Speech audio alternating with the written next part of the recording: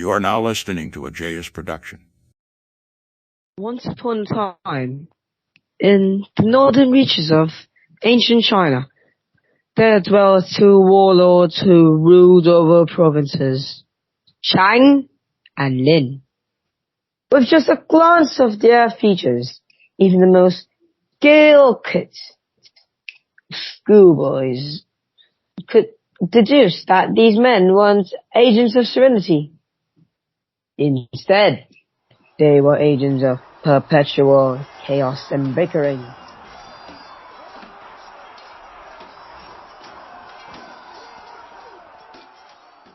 Due to the tissue of tension that existed since the days of their forefathers, war between both sides were quotidian, thanks to the tiniest of affairs. A patch of land, buckets of water, and many other dinky, trivial so-called incidents. With the invaluable, inestimable, and benevolent leadership of Lin and Chang, they've helped to create a dramatic waste of thousands of lives over the last decade or so of their rule. If you think the situation is reprehensible enough, there's still something even worse lurking out there.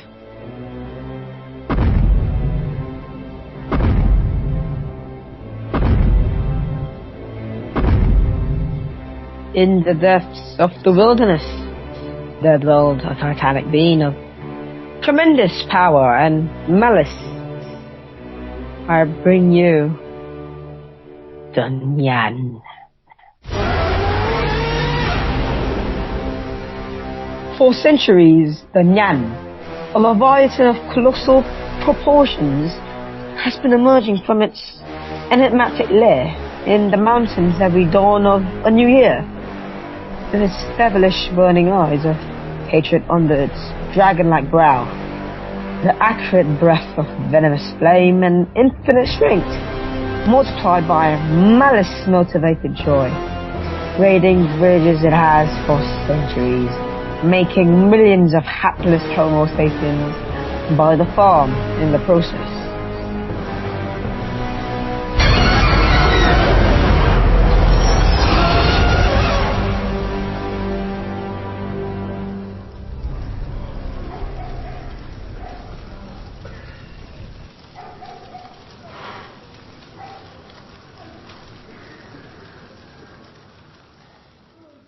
All the while, there was a constant stream of martyrs, disgraced knights, brave peasants, lunatics who tried to stop Nyan in a variety of rather fascinating ways, shooting at it with arrows of bronze dripped with holy water, fogging it with fog, and other ingenious methods. However savvy these humans were, they were in for a rotten, revolting surprise.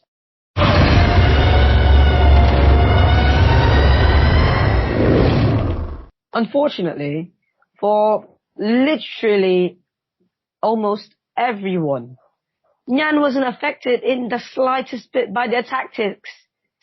Due to that, everyone has fled from the trashing, except for two parties, the warlords Lin and Chang, who were still stuck in the feud, even though the Nyan took many lives, and the fact that Nyan normally attacked their territories first, as their lands were close to Nyan's then. Lin and Chang, seeing Nyan as a far greater threat compared to their rivalry, as Nyan took away many innocent lives, proposed an alliance between both sides to obliterate the Nyan forever. My dear Lord. Yes?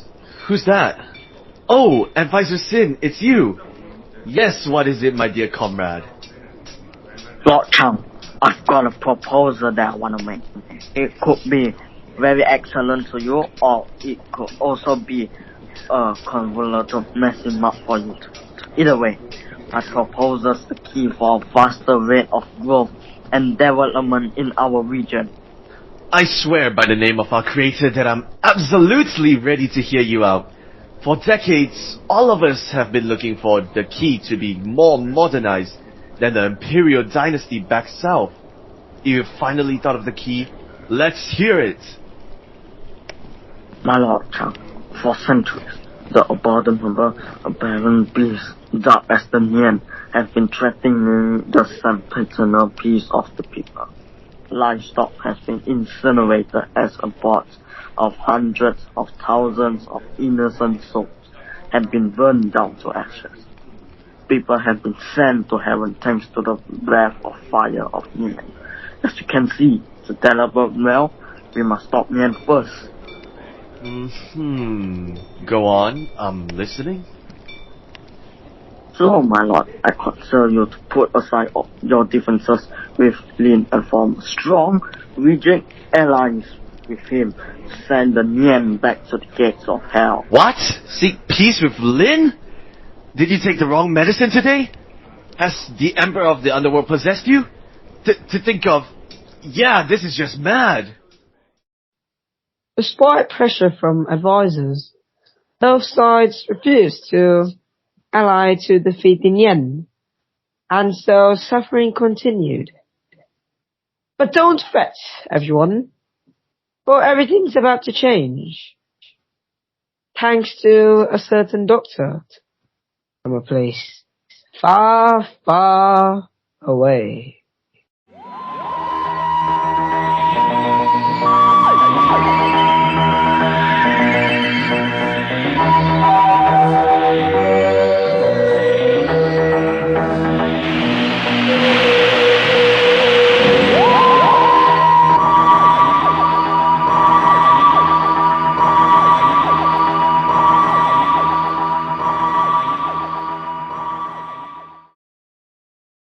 It all started one day in the year 670. Both warlords declared war against one another, reaching a deadly, precarious stalemate in the ridges of northern China.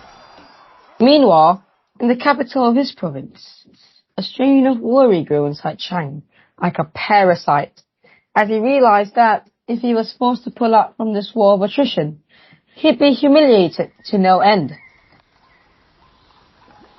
To alleviate his stress, Chang then decided to have a mini stroll in his garden. A mini patch of undergrowth among the rocky, sandy, barren land. When the gardener Chang meets a new visitor, the first thing you'll hear them complimenting is the peace, the serenity that lies over that garden like a sweep of peace.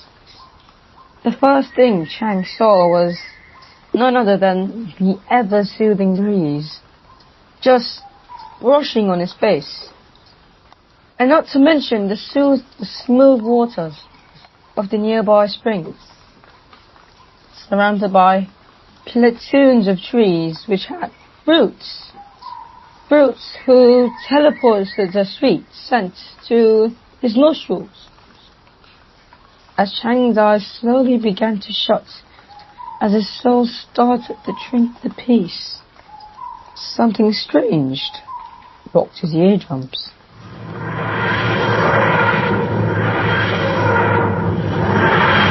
While in the middle of his garden of solitude, Chang then heard a wheezing, groaning noise behind him. He turned and he espied a battered old blue box with the words, "Police Public Call Box," written on it.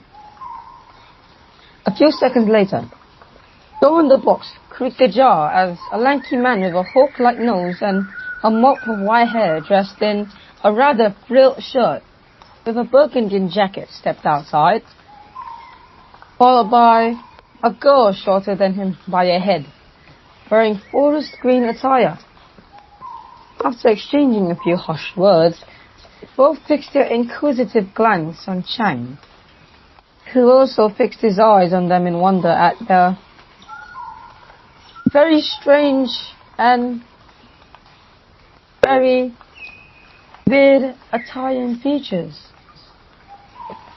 Dear sir and miss? May I ask? We're travelers. Don't worry, my dear chap. We're not demons, but mortals like you. I'm the doctor, by the way, and this is my companion, Sarah James.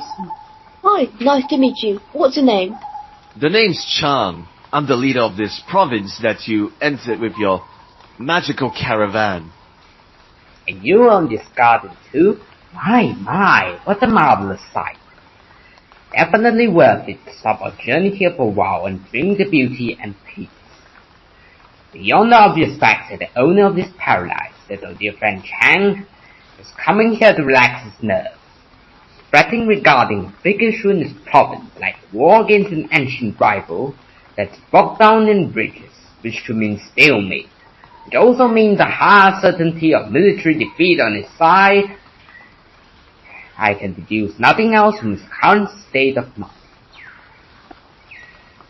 Intrigued to no end by the Doctor's cosmic level of intellect, Chang invited him and his companion for a rather short stay in his abode to know each other better. Pleased, the Doctor agreed wholeheartedly. While they were chatting while feasting on ancient Chinese delicacies, however, a young soldier with a clean-cut face, infected with terror, burst in brusquely, evidently bearing important and dreadful news.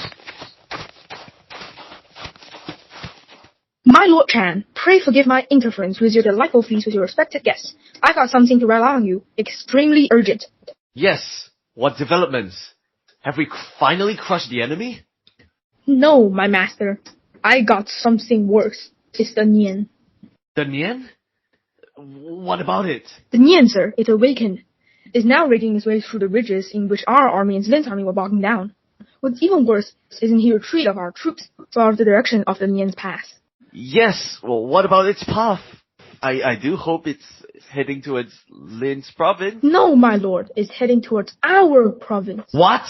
Soldier, order the rest of the army to stand guard at the border and alert me of any movement. And as well as you guys, defend the people as much as possible. As Chang paced round the chamber, his face upturned in consternation and intense disappointment. The Doctor, now feeling even more intrigued at the situation, probed more regarding the Nyan. Chang then explained to him that the Nyan was a leviathan with the face of a ferocious dragon, the body of a humongous Siberian tiger, the pose of what's supposed to be a Panthera Leo, cold, inexorable eyes, and the tail of a somewhat serpent who emerges to terrorize the people in the dawn of the new year. Now that him and his adversary have fought conflicts close to its hidden lair, it has awakened way earlier than expected. Dear God, what a beast! I tell you, in all seriousness, that if I could help you free the surface of the earth of the Nian, I shall be delighted 3 times over. Well, Doctor and Sarah, any ideas what that monster really is? Since, you know, you all seem to be seasoned travelers, I need your help in dealing with Nian. Well, we've got no idea what the beast is yet, except for the fact that it's alien. Alien? What do you mean, Sarah? It means that this creature is from somewhere beyond Earth, perhaps a planet from another galaxy that descended from the heavens to terrorize everyone. Yeah, okay, but Earth? Planet? Galaxy? I don't really comprehend these terms. Now, Sarah, we can assume that every soul we meet has an equal or more advanced exposure and average of science compared to us. Basically, Chang, his name is to call it, is a creature sent by a separate power above the heavens down to land to terrorize humans like you. Before one can say Robert Holmes, distant shouts and clamoring from the outside obliterated the train of thought as the same soldier from just now dashed in like a white hart in pursuit from malefic, malicious hounds, accompanied by more sounds of distant destruction. The man reported that the Nyan wasn't just right outside the province of Chang, but it's already inside and is now at the outskirts of the capital and closing into Chang's abode fast, and I mean really fast. Oh no. What should we do then? All is lost! All isn't lost, Chang. Take whatever that's highly important, rally as many people as you can. We're going into my ship. Ship? Right. Few minutes later, Chang and his 15 soldiers all followed the Doctor and Sarah as the Nyan set its flames of death on Chang's abode. Swift and resolute they ran, determined to flee the menace of Nyan and think of a rather ingenious solution to slay it. As the Doctor and Sarah opened the door of their so-called magical caravan, a thought registered itself in Chang's mind. How can this box fit in all 18 of them? I'll tell you what, as soon as he entered, he was in for a massive surprise.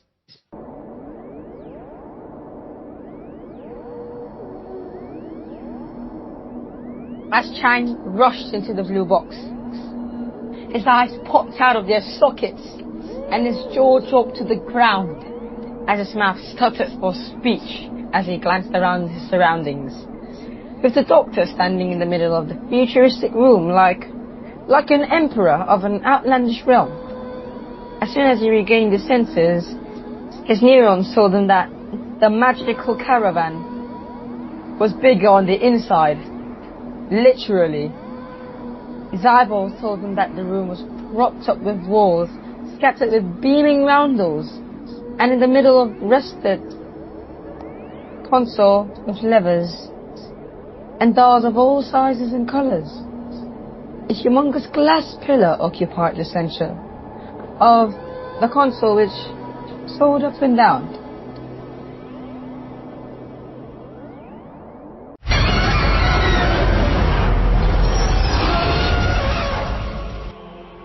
In an instant, the ever-familiar and threatening roar of Nyan shook the entire chamber as the terrifying face of the Nyan flooded into view, eyes flashing, jaws grinding, in such a way that it will scare the bejesus of even the boldest humans on Earth.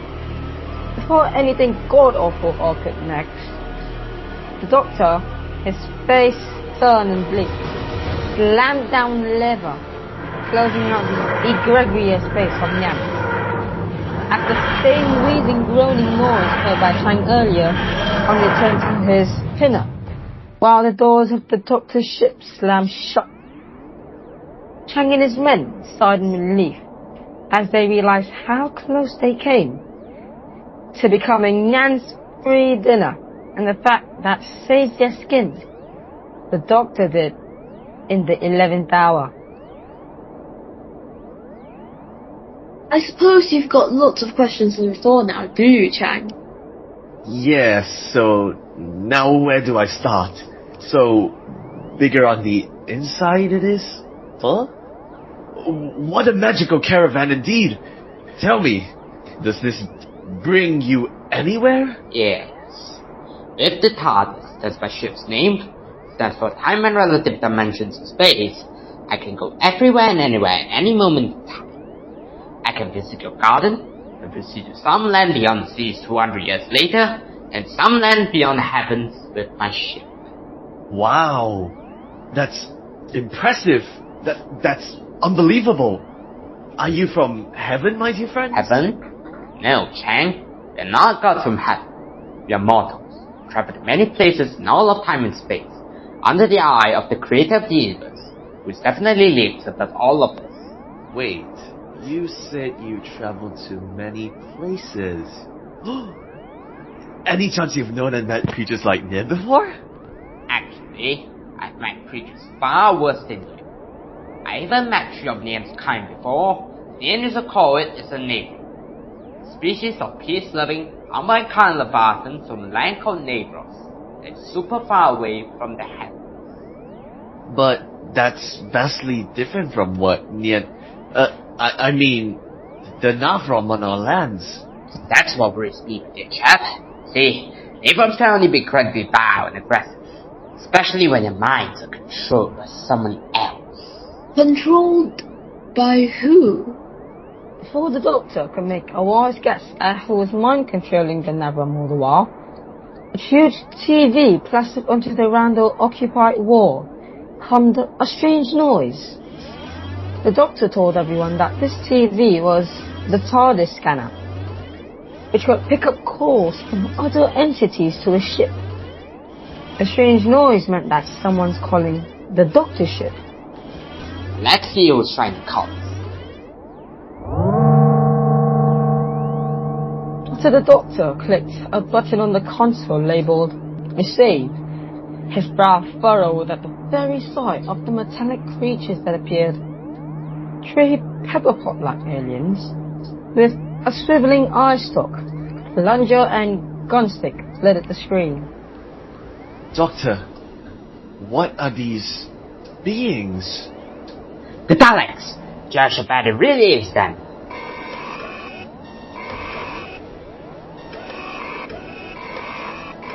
And care to explain what are these Daleks? The most vile killing machines that ever existed. I encountered and fought them many times in my travels. Believe me or not, a long time ago, they used to be like you. Always squabbling and warring with their neighbors. Then, one fateful day, rumors backfired on them. This man became grotesque monsters. And if you let your bastards run too wild, you will too. Doctor? Yes, what now? I take it that you're currently controlling a Navrom on Earth. Analysis has detected that you're now becoming a threat to our plans once more. As usual, I've got no qualms about doing that. Probability of the Doctor ruining our plan has increased. The Doctor must be stopped and exterminated. Ha! Game's up, Daleks. Plan out your scheme once more. Like usual. You bored of stopping similar schemes from you many times. Look here, Daleks. You at least be more original, not rip up plans from the past. The bluff is at your side, Doctor. Despite your pestilent intervention, we shall command the Navrom to totally destroy every town and city, as years of just mere terrorization and partial destruction of towns hasn't been working. And when that's done, we shall have a base on planet Earth. Then we can begin to conquer and begin our journey to claim our rightful place as the supreme power of the universe. That's outrageous. Surely won't. There is only one form of life that matters. Dalek life. Whatever your tricks might be, as a defender of Earth, I'll stop you and put an end to this crisis. You will fail, Doctor. The Dalek race is supreme. All life shall be exterminated, and the Daleks shall be the masters of Earth. Exterminate all enemies of the Daleks. Exterminate! Exterminate! Exterminate! Doctor, Sarah, that's dreadful. The Daleks are going to command the Navrom to attack innocent lives in my enemy Lin's territory. Well. It's quite rare for one to have sympathy for the peoples of a country under the watchful eye of its main nemesis. Well, in that case... Well, I hate to admit it, but I think that I might need to implement my advisor's suggestion, and that is to broker peace with my enemy Lin. I'm really unsure whether we can... Well, in that case, let's go broker peace with the so-called enemy, shall we? Yeah, but if you're dense enough to go there, we'll never see the light of day again. Where's this about? Oh, I've got no further time for bickering. 40 kilometers away from the garden of my Lord Chang. Alright, we're here. Slowly and cautiously, the Doctor and his companions make their way out from the TARDIS and into a rather gloomy foreboding atmosphere of what seems to be Warlord Lin's place of residence. For every single step the party took, the closer the crackling cage of doom and gloom wrapped around them. For every silent, muffled breath they took, it seemed like the oxygen around them decreased a swag. Footsteps, meant to be silent from the whole group, reverberated and boomed harshly around the walls of the building that they were in. Glared at them with sinister intent, the decorative dragons on the wall that threw their malicious, blank eyes. The swaggering Khaws, capable of splitting a dude in half. The shadows casted by them in the hearts of men who see it. A shade darker than darkness itself. Out of the blue, warriors burst out from the veil of darkness and tension. Within moments, a sea of glares and shouts drowned everyone, as Lin's soldiers Nick Chan and his men, despite the Doctor and Sarah's vehement protests, that they came in peace, having bamboozled the Legionnaires into a maelstrom of confusion due to their manner of clothing and their mysterious box. Both were hustled into Lin's throne room. It was there that the indomitable Doctor directed his greatest energies for making his agenda into a reality.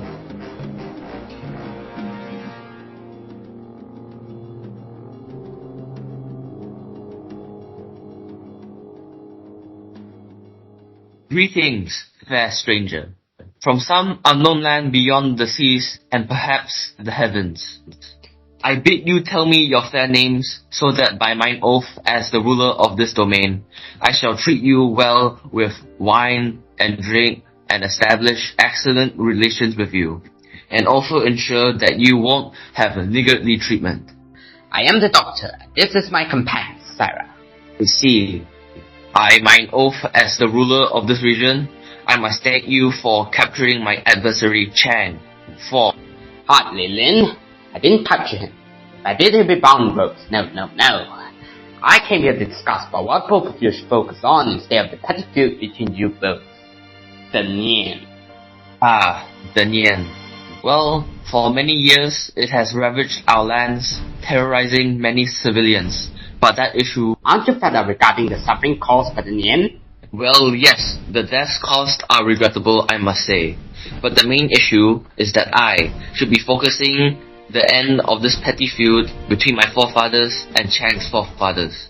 Say, you got a solution to solve my current problems? You're a doctor, right? Heal me of my troubles and I shall reward you richer than anyone else. What you need to do is simple. Make peace with so-called fool Chang, and dispute in a way that's more diplomatic. That way, you both can master force, put an end to this dastardly business of the Nian. What?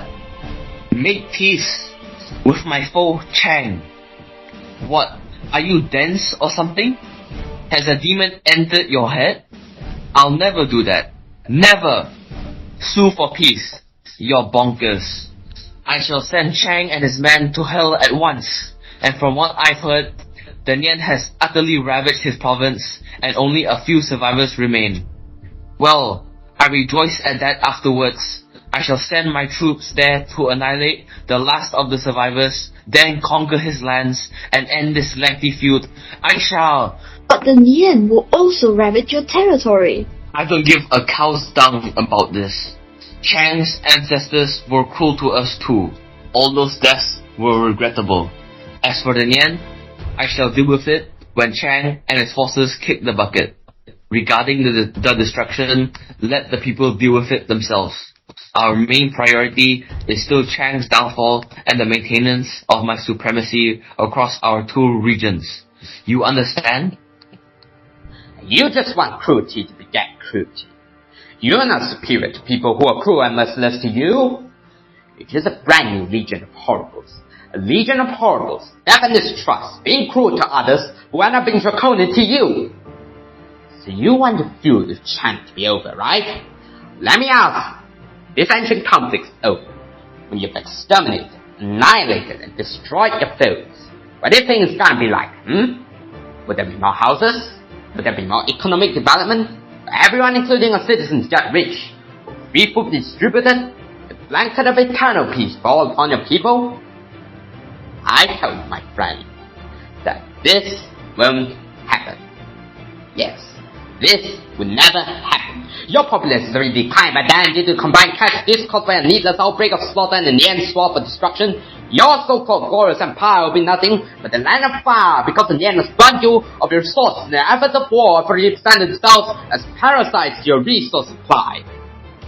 So the only way for individuals across the world to live in sempiternal peace is that they're prepared to forgive each other. If you and Chang forgive each other, put your ancestral feud aside, and defeat the Nyan together, have a serene life, everyone definitely will. It's not too late if you do as we suggest, because where there's life, there's hope. After a minute of blaring silence hanging in the air, the loathsome, vexing features of Lin, the egregious warlord, crumpled into one of the solemn regrets. With an injured expression on his profile, Lin gave orders to his troops to release Chang and escort them to the throne to discuss regarding the Nyan. Turns out, the cunning mix of audacity, wisdom, wits, persuasion, and diplomatic expertise, the Doctor had turned the tables around from the satanic pit of defeat to the elevator of victory. Within moments, Chang and his 3 men, as free as a flock of doves, emerged into the throne room. The light and relief splintered on their faces. Thank you, Doctor. I owe you one. Never mind about that, my good chap. Let's discuss about business. What we're gonna do about the Nyan. Right. Just then, a soldier of Lin burst into the room, kneeling in front of his lord. The soldier reported with rash urgency that the Nyan had already took a turn in its path of immense destruction from the south to the north to the direction of Lin's territory, and eventually to its lair. We better discuss tactics to stop Nian now. And discuss tactics, the 3 men did. For the first time, it's personal history between Lin and Chang, both warlords, decided to exile their feud and differences to a phantom zone that's imperceptible. Also, for the first time, both warlords got on incredibly well together, as if they were brothers instead of a pair of vengeful adversaries. For a few constructive moments, sessions were bounced from every side in the room. What became known as the most peaceful discussion in this region. Despite several interesting ideas being suggested, none of them were even practical enough to metamorphosize into reality. Well, looks like a lot of vastly engaging ideas have been revealed as rather impractical. Well, fret not. I've got a trick up my very sleeve. What trick, may I ask? Wait. Don't tell me it's... I will tell the key to the ultimate weakness of Nian. Now, look, everyone, listen. 12 hours later, a veil darker than darkness swamped its way onto Lin's province, accompanied by forks of thunder to welcome the arrival of a demon. A demon that just exterminates, annihilates, destroys everything in its path. The one and only Nyan.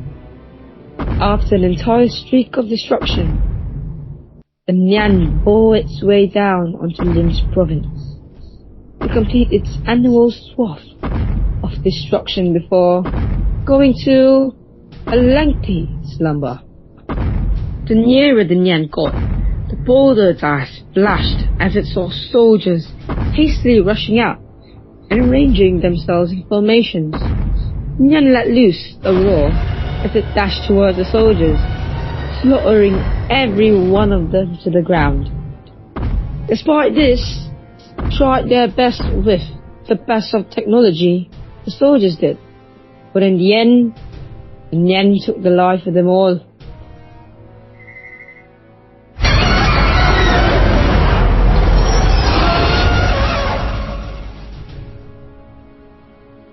As the Nyan ambled its way through the border, with the border walls collapsing like styrofoam boards on a movie set, Nyan growled as it espied soldiers running towards the capital in trepidation. What it didn't know, however, was that it, with its Dalek controllers, was in for a surprise.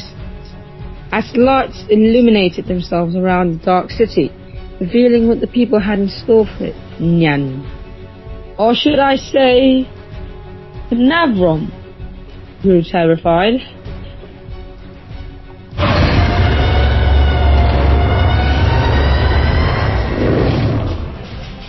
In 2 shakes of a lamb's tail, a stream of firecrackers, gongs and drums sent the eardrums of the Navrom in shock. Nyan's eyes widened as the heebie-jeebies slowly swamped his psyche. Shouts and hollers, accompanied by troops of humans carrying flags drenched in bright red, blinded its eyes. Affrighted beyond measure, the very first time of his centuries-long life, Nyan felt the strong desire to flee. To flee he tried, but already it was far too late. A moano of red and a steam of, what can I say, Stentonian noses rammed its eardrums ferociously, all thanks to the doctor's ingenuity and experience in his travels. Earlier on, the doctor had informed the 2 warlords that the weakness of the Nyan was just 2 simple things: loud noises and the colour of bright red.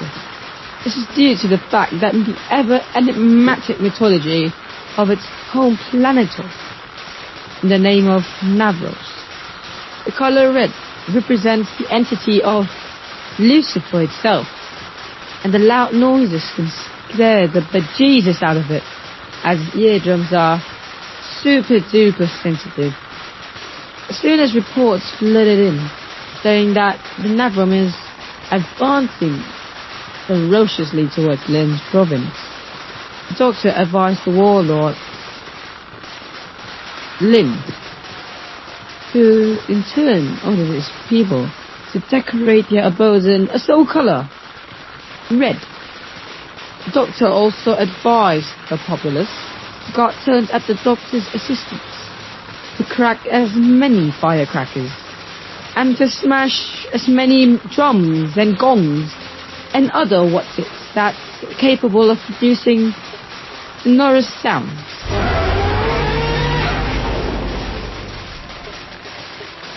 The longer the Navrom stayed, the more crippled it got, desperately trying to relieve itself from its current predicament. The mind-controlled Navrom made a last-ditch attempt to wreck the city. However, all its strength has ebbed to a whole new low, sensing the Navrom's weakened state. The people's determination increased 100 times more than the Red Army during the World War II. Pounded on their drums and cracked tons of firecrackers they did relentlessly in their final bid to expel the malefic titan. Come on, guys, keep up the great work. Let's do this.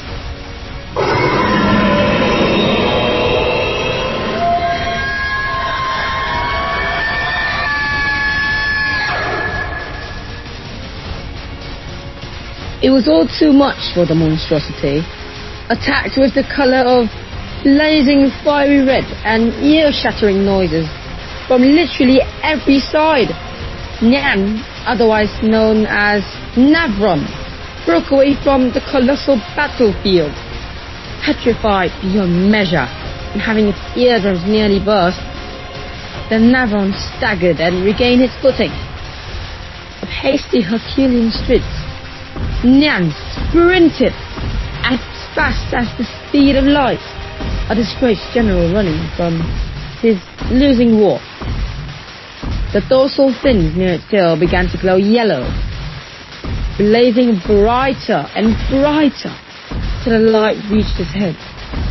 Then, Navron gaped its jaws as wide as possible, and an incandescent yellow beam of flame jetted out as it burrowed a hole to Earth's core.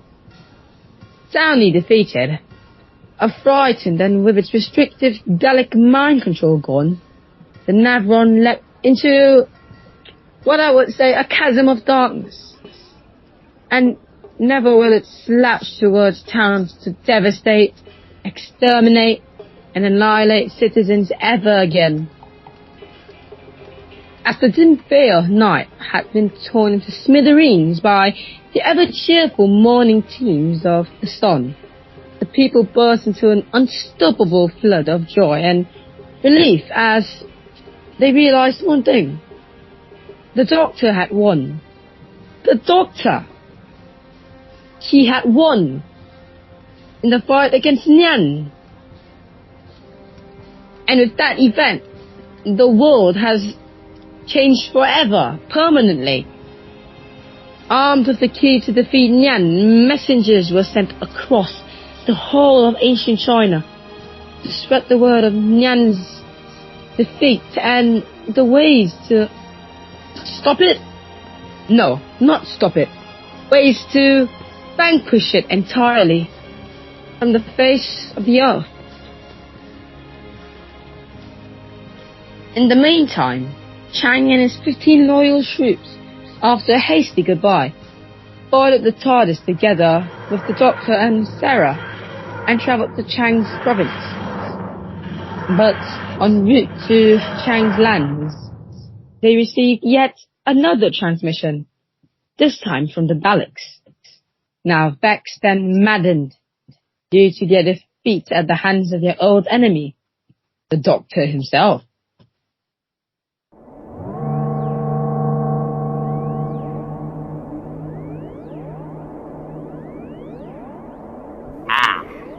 You again? Yes, why are you calling me again? You have once again defeated us. Well, like usual, so I can see an organism of your intelligence will see that there can be only one outcome to your persistent interference in our affairs. You shall be exterminated in the future. Really? You smile, Doctor, but the Daleks assure you that it really would be a shame to exterminate you. Well, all I can say is what my old friend told me once. Danger is part of my travels. Despite the dangers, I shall once again apply my ingenious mix of cunning and audacity to fight evil. Because in some corners of the cosmos there bred the cruelest and most vile things. Like you, Daleks. These unclean elements must be fought. Just you wait, Doctor. We shall have vengeance in the days to come, and by then you shall be exterminated. Exterminate! Exterminate! Exterminate! Ha! Fancy them having the ultimate insolence threaten my life. Don't worry, Chang. All the Daleks do is empty talk, not much true actions. Right. If they really meant what they said, up in the gates of heaven now. Following that transmission from the Daleks, Doctor landed the TARDIS on what was known to be Chang's province. Cracks formed themselves on Chang's heart as Chang and his troops gazed open-mouthed at the aftermath of their escapade with the Doctor and the Navron. The once highly populated, lively, hustling and bustling landscape of the once great province was now devolved into just a wasteland of ruins, burning houses and shops that consumers once settled then went. Fallen trees, destroyed livestock, the carcasses of those deceased lighted aflame by the Navrom's flames. Oh gosh, look at all that damage. I wonder if anyone would just lend all of us a helping hand. Cheer up, Chang. One day this province of yours is going to be restored to its former greatness.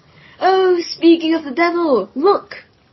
As Chang and the rest turned westward, they all espied a ginormous procession of able-bodied individuals, transporting them comprehensive, durable construction equipment, led by what seemed to be an utterly familiar face.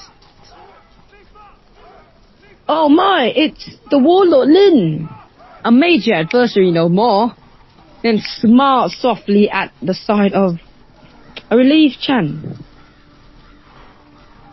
Wait, that you, Lin? Yes, Chang. Since we're allies now, let me help you rebuild this once great city. When that's done, both our provinces shall flourish together. Finally, something we could agree in, my new friend. And so it was. With the aid of Lin's ships and master builders, work on salvaging and rebuilding Chang's beautiful province proceeded very rapidly. Without digressing too much, let's get back to the actual main thing, shall we?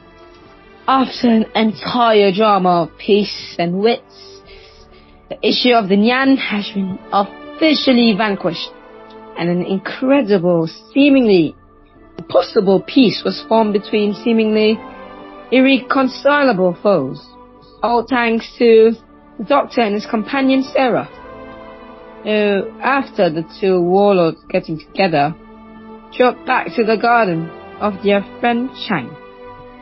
The delight of the Doctor's mercurial mindset, most of the garden was left intact. I wonder how much. Say about 3/4. No, Sarah. I'm glad our friend Nathan didn't inflict a huge proportion damage to this garden, but tearing the flora here of the very roots and eradicating the fauna present through its monstrous aspect, flaming soaring jaw and obliterating breath of fire. Too great of a waste to Mother Nature if this happens. Oh, thank God for that. So, what now? Do we say our sweet goodbyes to our two Chinese warlord friends and then depart for further adventures? Well, Sarah, warlords recognize our potential to develop their territories to another level. And even though the development might not be fully focused on military matters, our goodbye will prompt them to find ways to make us stay in this time period forever. As you can see, that's not what we want. So we just slip away quietly now?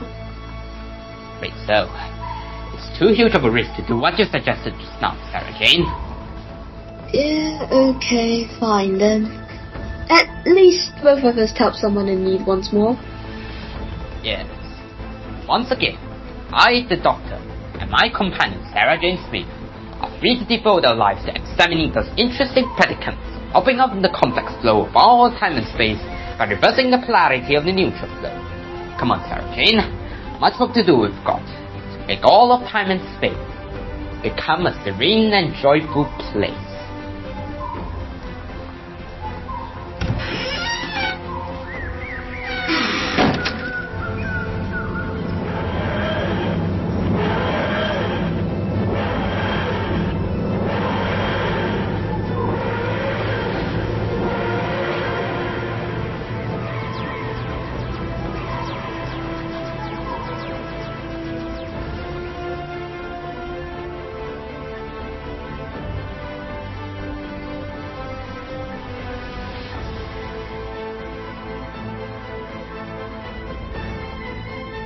So, ends this tale of myths and wonders in what became known now as the Nyan legend in China. And the Chinese all around the globe, because of that incident, people wear apparel in red and crack firecrackers and beat drums to keep out the Navram. Or should I say, the Nyan. Oh my, the words keep disturbing me. I can't even get the difference. Well, anyway, the Nyan, during the period known as Chinese New Year or Lunar New Year,